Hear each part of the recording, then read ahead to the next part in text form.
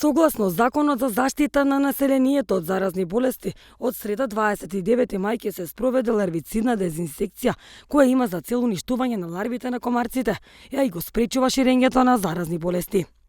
Ларвициден третман ќе се врши во југоисточниот регион, и тоа во општините Валандово, Доиран, Радовиш, Конче, Новосело, Босилово, Василево и Струмица.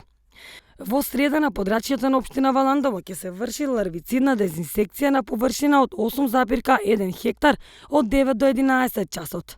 Во општина Доиран на површина од 6 хектари ќе се врши дезинсекција во периодот од 12 до 16 часот.